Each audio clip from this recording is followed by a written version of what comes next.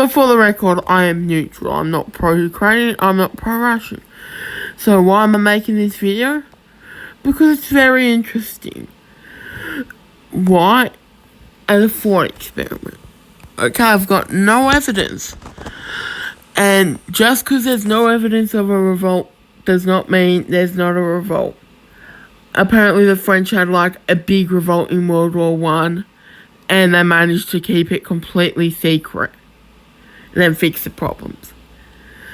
So right this very second, there's a major revolt of the Donbass troops. And when I say Donbass troops, what I mean is that no doubt hundreds of thousands of people who got conscripted by text message.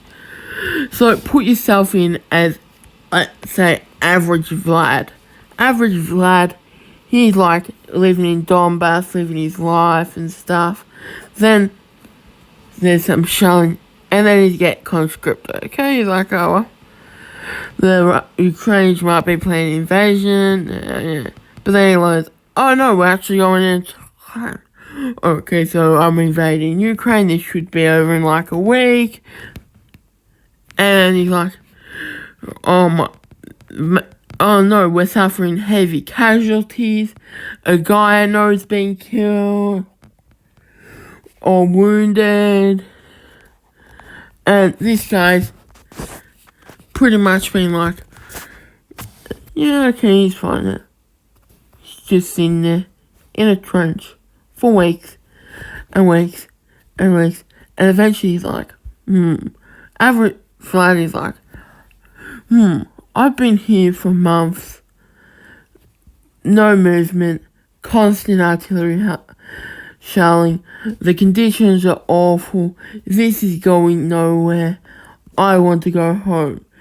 I'm not allowed to go home because I've been conscripted and stuff. Blah, blah, blah. Average Vlad's like, pretty pissed off.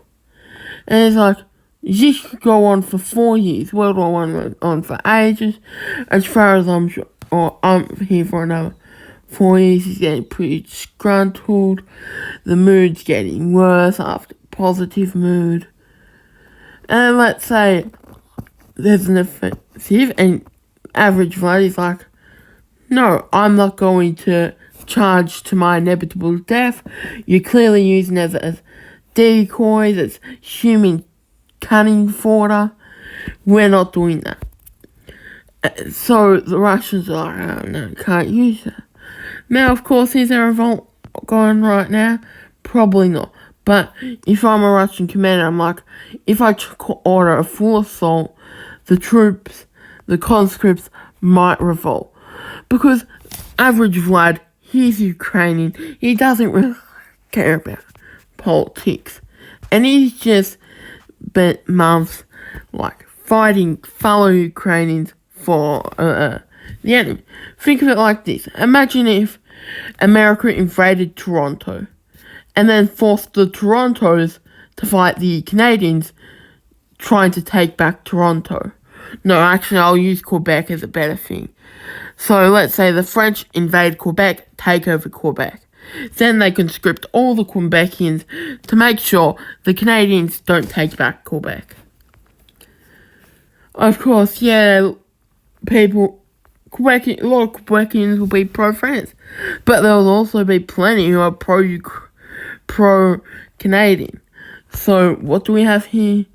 We've got some disgruntled, and let's say the Russians are using, I don't know, like they're getting troops from the same village. So like they're from let's say you're from, I don't know, Moscow, Donbass.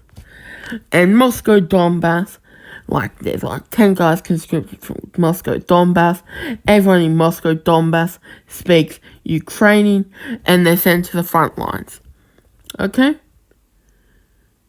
And they're all in a group. So everyone from Moscow, Donbass are like, where we speak Ukrainian, we are Ukrainians, we're fighting Ukrainians for Russians. We don't want this, so let's surrender, okay? So then, eventually, some guys stationed near Moscow, Donbass, like troops, Like, we've had enough. These conditions are awful, we're threatening. Of course, they could also be like, hey, no, we're not doing this. And they're like, no, you can't go back. And no, you're not allowed to surrender, like preventing them from surrendering. So they're like, you know what? Let's just sit here. And then eventually winter comes around. And what happens when... Well, if they're not in good thing, like... Yeah, you could say they're like, it's Donbass, surely they could get good thing. Remember, in World War One, on the Eastern Front, the Germans had better conditions than the Russians. And this isn't home ground advantage. It's not. So... Yeah, you could say maybe the Donbass troops have better conditions, okay. But, let's say, it's highly likely that the conditions are not good. So they're like freezing cold. They've had a year, practically a year taken away from them. Fighting for Ukraine. They've had enough. They revolt. So what happens when the revolts happened? And it's like revolt spreads. So now they're refusing to fight. And now the Russian army is occupied making sure like the troops don't revolt, crushing them. And then all of a sudden the Ukrainians attack. And then all the troops in revolt are like either surrendering to the Ukrainians or fighting with the Ukrainians. And guess what happens? It's essentially like half an army disappearing in the middle of a battle. That's going to cause a rout, and that's going to lead to massive losses, demoralize. It could lead to the complete loss of the campaign. And okay, you could say, let's say the Russians brutally crush these dissenters, okay. Well, now the troops are hating the Russians. So either way you look at it, these troops, no matter what, if they're not returned home soon, they will revolt. It's only a matter of time. So, yeah, I'll add another thing. Another thing is the head of Lugansk has said pretty much once Lugansk is completely retaken, the troops are not going back home. They're like continuing fighting. And I think that will probably be a cause of a minor revolt. So, yeah, that's been my theory. Leave what you think about it in the comments. And that is all.